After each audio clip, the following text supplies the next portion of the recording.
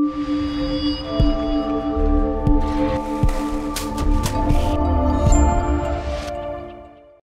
afternoon, and welcome to the Middle East Forum's weekly podcast series. My name is Anaf Kalam, and I will be moderating today's discussion. We are pleased to be joined today by Mr. Joel Burnie, Executive Manager at the Australia, Israel, and Jewish Affairs Council, joining us this week to discuss the topic of Israel and Australia and the question of whether or not they are still indeed allies. Mr. Burnie will speak and begin with a short lecture followed by a Q&A section. And please note that this is a pre-recorded broadcast to accommodate the time difference between here and Melbourne. So there will not be the option for our audience to ask their questions live. And with that, I will turn the discussion over to Mr. Joel Burnie. Joel, good afternoon from here in Denver, and good morning to you in Australia. Thank you very much for having me, and to our audience there who's watching me after it's on recall. And it's great to be with you. I'm sorry that I can't field your questions live, but I hope that with what I cover in my introductory remarks covers the spread and really gives you an update as to the situation that we find ourselves in. Quick thank you to Middle East Forum, AIJAC, my organization. Middle East Forum have had a long association with each other. And I'm delighted to be a guest for your podcast series. Just very briefly about my organization, which will sort of give you the background as to what I'm going to talk about. So I work for a very amazing organization called the Australia, Israel, and Jewish Affairs Council.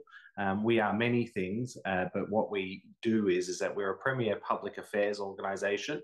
We have a think tank division and policy division, but what we also do is we also build and maintain relationships with policymakers in Australia, whether that be in government, with members of parliament or the bureaucracy, whether or not that's with clergy or with students, or anyone in Australian civil society that has something to contribute to the bilateral relationship between Australia and Israel.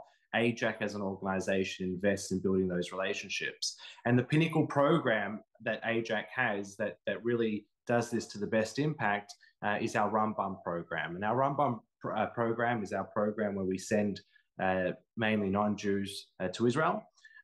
So currently, well over 50% of the federal parliament has been to Israel on AIJAC programs. And it's important because when we talk about policy development and the potential changes that have occurred since the election of the Labor government in 2022, some of these characters are actually graduates of our Rambam program that we've had relationships with for a long time. So it sort of gives the audience an understanding as to what the organization does and what I'm doing here, telling you, the audience, as to what's going on here down under in terms of our bilateral relationship with Israel. So let's start with the end first and work our way backwards. So I would posit that since the election of the Labor government, Anthony Albanese as the Prime Minister in 2022, there has been a departure in long-standing and historic bipartisan position on Israel. Okay, so let's just repeat that we're working our way backwards, that there is definitely a departure from long-standing bipartisan positions on Israel and on the bilateral relationship since the government came into power in 2022. But you can't just look at 2022 as a starting point and then see what's happened afterwards. You really need to zoom out and have a look at what happened before and see where the trajectory was going and how this all came about. So historically, I made mention of that very strong bipartisan position on Israel. And apart for a few years in the 70s under a former Labor Prime Minister, Gough Whitlam, since 1947 and since the historic vote at the General Assembly, where Australia was the first country to vote for the establishment of a Jewish state in support of the partition plan in 1947, that's for alphabetical reasons, but anyway, historically, Doc Evatt, who was Australia's foreign minister at the time, was the head of the UN committee that actually recommended partition. And it was in Doc Evatt's opinion that the establishment of a Jewish homeland in the ancestral biblical homeland of the Jewish people in Israel through the mechanism of the partition plan was something that not only did the Australian government agree with at the time in 1947, but actually played a key role in the development of that. So Labor as a party and Australia as a country did play a large role in the establishment of the state in the late 40s. And since then, both the centre-right Liberal government, which we call our conservative governments as the Liberal Party, and also the Labour Party have been staunch allies of Israel.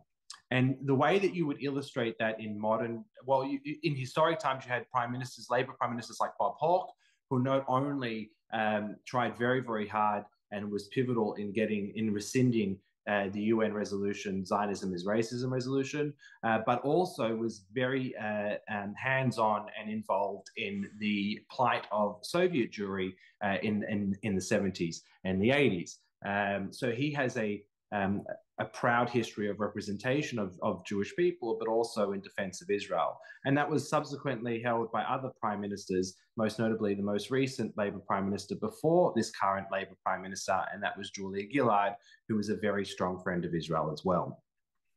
The illustration of that strength of the bilateral relationship and the bipartisan relationship could really be evidenced by lots of things, but one of the clearest ways is UN votes. So on certain UN votes, when you would see the United States amongst a handful of Pacific Island countries, the most staunch Western ally to the position of the United States vis-a-vis their bilateral relationship with Israel and the way that they voted in international forums, you would see Australia standing side by side with the United States.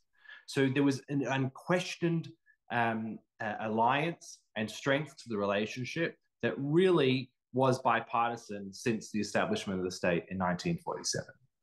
But then things started to change. And there's no real one major reason for that change. There are multiple small ones.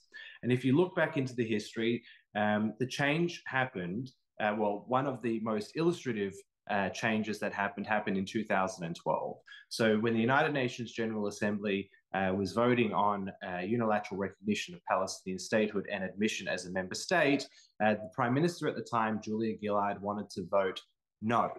But she was defeated in the party room by the Foreign Minister at the time, whose name is Bob Carr, who did not have favorable positions on Israel at that time. And he swayed the majority of the party room to shift the Prime Minister's position from a no vote to an abstention. Now, that may not have had a giant impact on the overall vote of the General Assembly, but what it did show was the beginnings and the fragility of the positions inside Labour vis-a-vis Israel. Okay? And that was led by this Foreign Minister, Bob Carr. Now, someone would say, well, what happened to Bob? So Bob in the late 70s was a staunch friend of Israel and actually set up the Labour Friends of Israel in the late 70s. And was the longest serving premier of one of our largest states in New South Wales, one of our largest states in Australia called New South Wales. And he is a member of the factional right side of the Labour Party versus the factional left side. And traditionally at a federal level, the right has been ascendant, meaning the right faction has more votes and delegates than the left faction. And that was historically true. However, that has now shifted over the past 3 to 5 years, which is again another reason as to this potential shift, this actual shift inside Labour. So in 2004, as Premier of New South Wales, he decided that he would support the giving of the Sydney Peace Prize to Hanan Ashrawi. And that was the beginning of Bob's departure from the Jewish community and Israel. And then he became a very vocal supporter of Palestine, but most specifically in the pursuit of unilateral recognition of Palestine. And then since 2012, inside the party room where he was able to overrule the Prime Minister, the party has, over lots of different occasions through that time, illustrated its change in rhetoric and also change in position vis-a-vis Israel. Okay, and during that time period, up from 2013 to 2022, the Labour Party was in opposition federally. So all of the things that happened up until the time that they got into government happened whilst they were in opposition. So it didn't impact Australia's policy as a sovereign nation.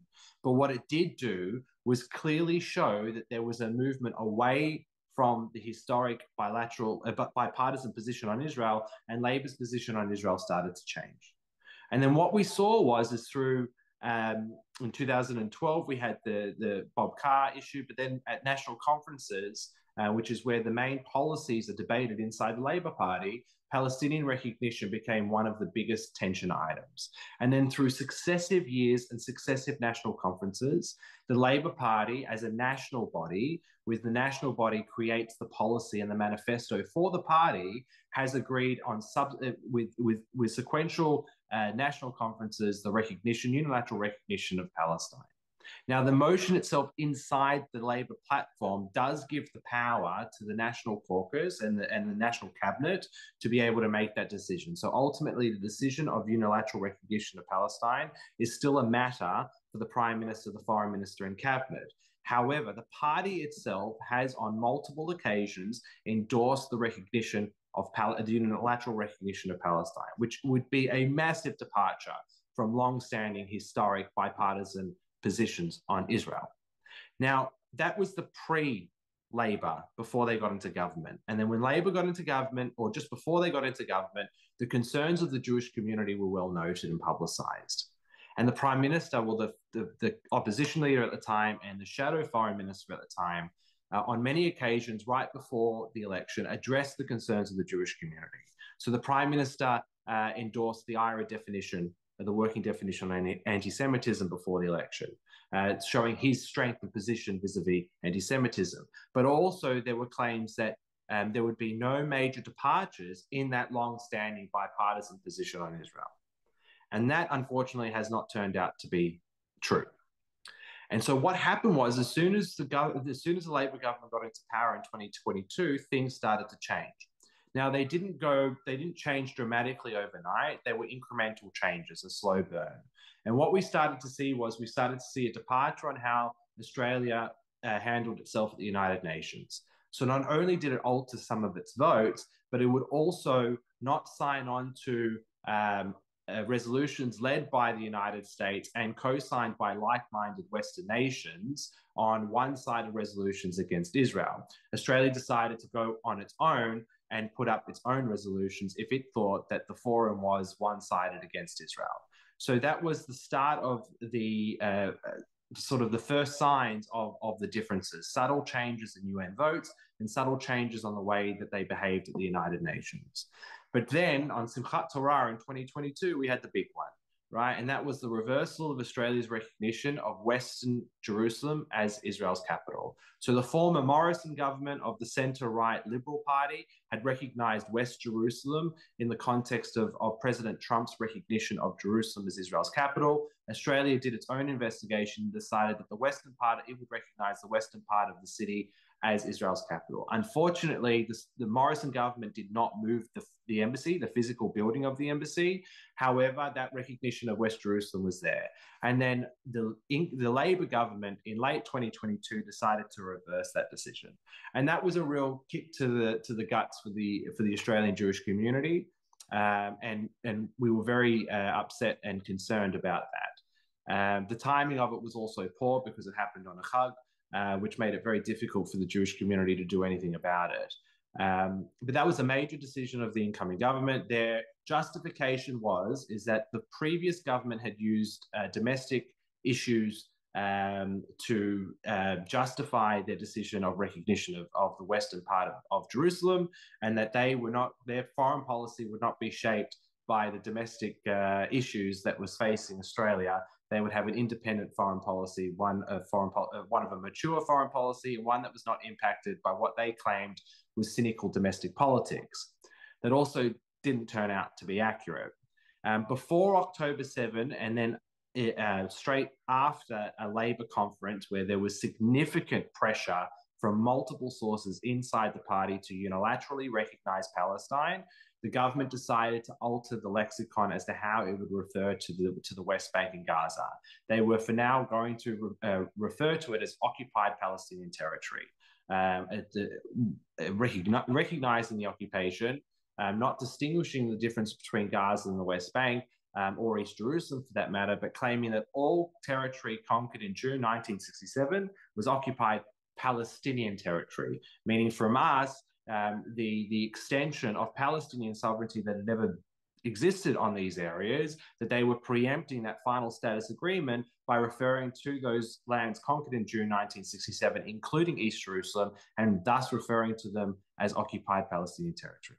So, ladies and gentlemen, just to sum up, before the events of October 7, we had concerns as to how the Labour Party was departing from a historic bipartisan position on Israel. But then when they came into power, they did show their true colours in the change in the UN votes and also with the removal of the recognition of West Jerusalem. Now, post-October 7, things have unfortunately got worse.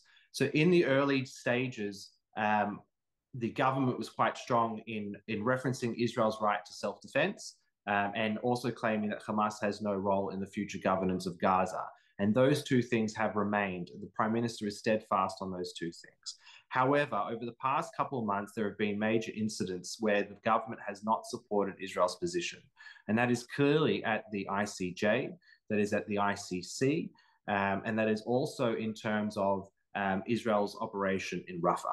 So the government's language on this has been specifically strong. The government has warned Israel against an operation in Rafah and consistently calls Israel out for what it claims are humanitarian issues, and that it keeps maintaining its position that Israel has responsibilities under humanitarian law, which Israel accepts and Israel does. So since the start of October 7, the real problems inside the party have become even more evident and more illustrative. You have rogue MPs that cannot answer simple questions as to whether or not what's going on is a genocide or what's going on in Israel in terms of Israel proper, but also the West Bank and Gaza is apartheid. So you have these rogue senior MPs inside the party that are not towing the party line. A week and a half ago, you had a federal Labor senator get up in Parliament and use the chant "From the river to the sea, Palestine will be free." So you have, and these issues are kind of reflective as to what's happening inside elements of the Democratic Party, obviously for different reasons, but there are certain correlations and connections between a shift mainly of the younger generation inside the United States and also in Australia, but also with a shift with that hardcore, rusted-on pro-Israel element within the Democratic Party and a much more vocal progressive left wing of the party. Similar things are happening inside the ALP. Now, just to summarize as to where to from here. So before October 7 and after October 7, the government has not been overly strong in reinforcing the credentials as to what made a very historic and very important bilateral alliance between Israel and Australia. At some stages, and certainly in the early stages after October 7, the language was very strong. But there's been a departure from that for many reasons, and I hope to get that in the question and answers to give you clarity as to why I think that that's happened. But there has been a clear departure from this government from previous governments in terms of the relationship, both before October 7 and also after October 7. The concern is now we have one more year until the next election. The concern is what to from here. My suggestion is that this government will maintain its current trajectory. It will try and have a bob each way. It will try and seem to be supportive of Israel's right to self-defense and consistently note that Hamas is a terror organization. But at the same time, there are points where the equivalence between the ridiculous and toxic equivalence between Hamas and Israel does feed into some of the language of some of the members of parliament inside the Labour Party. So the only thing really left on the table, one of the major things left on the table, is unilateral recognition of Palestine. It's currently inside their party platform to do it. It's at the prerogatives of the Prime Minister, the Foreign Minister, and the Cabinet to decide to do it. But in light of Norway, Ireland, Spain, and potentially others, it's certainly back on the agenda inside the party. And with 12 months left to the next election, I dare say that there would be a probability, more so than a possibility, that this government will unilaterally recognize Palestine before the next election. So thank you for that, short 17 minutes or so of the summary of where we're at. I look forward to answering some of your questions. Oh, well, thank you for that briefing, and thank you for the historical context. And I'm sure many of my viewers are not quite as familiar with some of the happenings that go on in Australia, so it was very insightful. I'll begin by asking about something you touched on briefly, which is the recent International Criminal Court application for the arrest warrants against Benjamin Netanyahu. Now, recently, Anthony Albanese simply stated in response to the application that he would not comment on court processes to which Australia is not a party. Now, why would he offer such a cautious and ambiguous response rather than stating outright that the ICC's attempts to equate the democratic state of Israel with the genocidal terrorist organization Hamas is simply absurd? So it's an example of what I said before. They have a bob each way. So on the one hand, he'll say there's no equivalence between Hamas and Israel. But then he'll say, but I support the court. We like the court, and we'll see what the court says. So the court itself, the prosecutor, in pursuing the arrest warrants, did make a clear equivalence between Hamas and Israel. So to sort of sanction and support the prosecutor's moves for the warrant because you support the court sort of tacitly suggests that you also agree with the prosecutor's equivalence between Hamas and Israel. So they again try and have the bob each way. They say on the one hand the good thing, and on the other hand they say, well, we'll support the court. Now this whole thing about not commenting on court matters that they're not a party to, it's again not an overly accurate statement, because there are many court cases that have with Julian Assange, for instance, who I think is currently at the UK Court of Appeal. The Prime Minister himself and the party has been quite vocal on their desires to have Julian Assange come back to Australia. There are many cases where the government does make a stated position on a certain case. The previous government, for instance, sent an amicus brief to the ICC to confirm the Australian government's position is that the previous prosecutor did not have jurisdiction in the case. That is a matter that's also open to this current government to put an amicus brief to the ICC to say or to highlight concerns with the process or the lack of jurisdiction that the ICC has on Israel. But it hasn't shown any desire to do so, and I dare say that it won't. So the Prime Minister was asked again yesterday because he noted that the reporting of his previous comments were unsatisfactory. But again, all he does is reaffirm the broad position of the government in terms of the whole conflict in Gaza, as opposed to specifically the ICC, but then claims because it's just a suggestion or a request for a warrant, Australia is waiting for the ICC to make a ruling on the warrant before it makes its determination as to whether or not it's going to support it or not. So on the one hand, you have the United States, Canada, and the UK with much stronger language, and then Australia is somewhere in the middle to the countries that aren't overly friendly. So that within itself is a clear illustration of that departure from that historic, long-standing bipartisan position on Israel. Well, thank you. Now, earlier this week on Sky News, the Liberal MP Andrew Wallace said on, I think it was Chris Kenny's program, quote, "The Labour Party of Australia are backing Hamas over Israel." Do you think that is a fair assessment overall? Look, I like Andrew a lot. He's a fantastic servant to the country and a dear friend to Israel. But no, I don't. Look, there are bad elements inside the party for sure, but there are senior Jewish members and senior pro-Israel members inside the federal cabinet and inside caucus. So whilst we had the Victorian State Conference where this was just 2 weekends ago, or last weekend actually, where Jewish members of the Labour Party were not only heckled before they got into the hall by pro-Palestinian elements, but were also heckled inside by some fellow delegates. So it's getting worse, and after October 7, the veracity of the debate inside the party is also getting worse. But I would stop short in saying that they are supporting Hamas. I don't believe. I don't believe that the Prime Minister or the Foreign Minister had any desires to support Hamas, not only in their public statements, but I would certainly say it's true for their opinions as well. that the cabinet, the caucus, the whole federal government, well, the leaders of the federal government are certainly anti-Hamas and recognize that Hamas is a terror organization. Its listing is justified. So no, I sometimes their policies are inadvertently the positions that Hamas would want them to take. So voting in the General Assembly, for instance, and calling for an immediate ceasefire, that was something that Hamas went on Twitter and supported.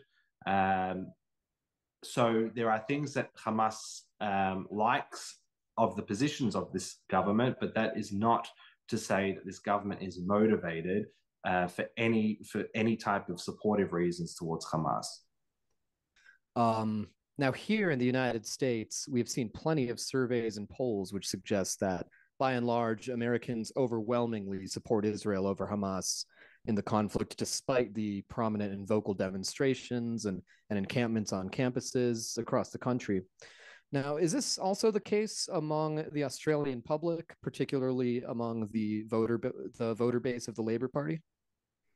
So there hasn't been a huge amount of polling that's been done, but the polling that has been done confirms the following. It confirms that absolutely there is more support for Israel in Australia and the Australian public than Hamas, but also the Palestinians more broadly. The support is with Israel in a two-pronged battle between support for Palestinians in general. What is interesting is that support for Israel has dropped a little bit after October 7, but support for the Palestinians has not proportionally increased. So what I'd suggest that is twofold. Firstly, you have to understand that geographically, Australia is very far from Israel, and Australia is very far from everyone. So the Australian public, its default position on foreign wars is to not really care too much about it. Now, obviously, the impact of this specific war has had huge impacts on lots of Australians here. So not only is there an exponential increase in anti-Semitism, but as you say, with the very vocal protests and the encampments, it's very hard to live your life in an Australian city without having, this conflict shoved in your face by the very vocal and organized pro-Palestinian movement. I think that in Australia, I think the behaviour of certain pro-Palestinian elements is counterintuitive to increasing their support. They hijacked the Carols by Candlelight, a Christmas event in December last year, where they went on stage and did a protest on stage. That did not go down well with the Australian public. They were booed. Well, one of the protesters tried to interrupt the Australian Open in January at the tennis, and they were resoundingly booed and heckled by the crowd.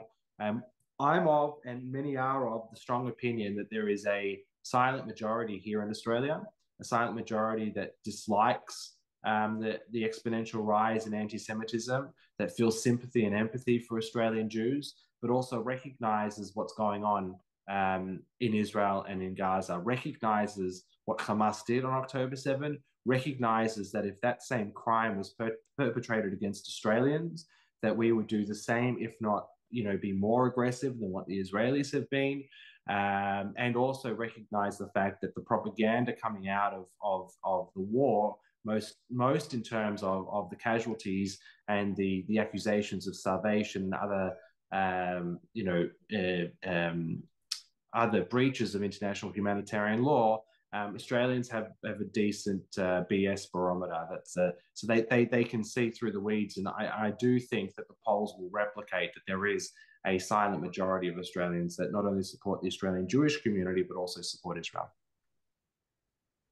All right. Well, thank you. I think we have time for one more here, and I actually wanted to touch on the question of anti-Semitism and its rise in Australia recently. Now, if you'll recall, very shortly after the October 7th massacre in Israel, we heard chants of "Gas the Jews" by demonstrators outside of the Sydney Opera House. Around the same time, we saw anti-Semitic mobs targeting grieving families of the victims of the massacres from inside their hotel rooms. Now, it's very clear that they were empowered and motivated to air their beliefs in the wake of the October 7th attack. Now, how much do you think they were empowered to air their beliefs now that it seems like the Labour Party is starting to incorporate the recognition of a Palestinian state in their party platform. So it's very important for the audience to understand that the problems of anti-Semitism happened way before an Israeli troop set their feet inside Gaza after October 7th. So we had 24 hours after the event, so October the 8th, in one of the most dominant Muslim areas in Western Sydney called Lakemba, you had certain Muslim preachers coming out to the streets, and amongst fireworks from the celebrating locals, he said how elated he was at what happened. No less than 2 days afterwards, on October the 9th, as you referred to, we had the incident at the Opera House. Now, Jews were told by the Attorney General of New South Wales and by the police to not come to the city, to not come to downtown to see the sails lit up in blue because it was too dangerous for them, and they couldn't ensure their safety. And so this angry mob went to the steps of the Opera House and started chanting, "Kill the Jews for sure." F the Jews for sure. There's conjecture as to whether or not it was gas the Jews or where's the Jews. But if it was where's the Jews, they weren't calling us out to give us a warm embrace. They'd already said F us. So what do they want to do when they hug us?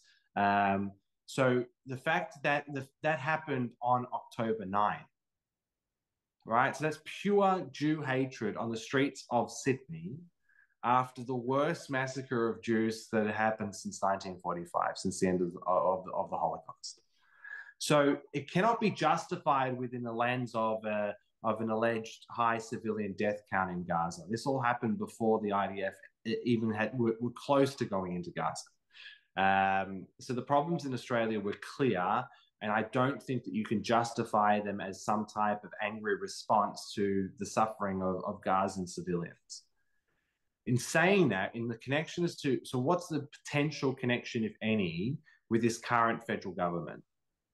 So most Jews in Australia feel greatly insecure as to what's going on. So many Jews in Australia will take off their Jewish symbols, take off their yarmulke, maybe go and take off the mezuzah on the door, because we've had many incidents of intimidation. Not only is the intimidation on the one hand, it causes a lot of anxiety and angst, but the response or lack of response from the police in protecting Jews and their installations has not been satisfactory. So government does matter in terms of how it handles the increase in anti-Semitism. The other problem is that policies and statements made by the federal government can also embolden some of those pro-Palestinian protesters to do what they're doing, okay? So if the government's position is, or if government senior ministers, when asked a question in December of last year, is it genocide what's going on in Israel? Well, he says, they're not my words, but if it smells like a duck and all this type of, this not clearly articulating an answer, embolden the supporters on the streets to go, well, hold on, our federal government can't say that it's not genocide, or they can't say that it's not apartheid what's going on in Israel. So if we hold that position, we hold the same or similar positions to senior ministers. So there's that element there, but the biggest element is lack of leadership. So even if you need to do like we have a compulsory voting system in Australia, okay? So everyone has to vote, and the voter turnout is in the high 80s, low 90s. And currently now the government is not in a winnable position. If the election was held now, it may retain majority government. It only has a 2-seat majority, by the way, right? So you need a majority in the lower house. It only has a 2-seat majority now. And with the machinations of certain independent parties and other things, they could either win in a slim majority or most likely win with a minority government. Now, minority governments are not common in Australia. They happen, but they're not common. So the government has made an assessment that if it takes a more pro-Palestinian line, it has a higher chance of winning the next election. it believes that some of the seats that it holds in Western Sydney, where there's a large Muslim population, that it may lose one or two of those seats to independents, not to give them to the opposition, but to independents, because of their positions vis-a-vis Gaza post-October 7. So they've made the calculation that if they're more pro-Palestinian, they will potentially have a higher probability of retaining government at the next election. Now, I would suggest, for lots of reasons that I won't get into now, that that's not necessarily a good idea. But they've certainly made it. They've made the choice.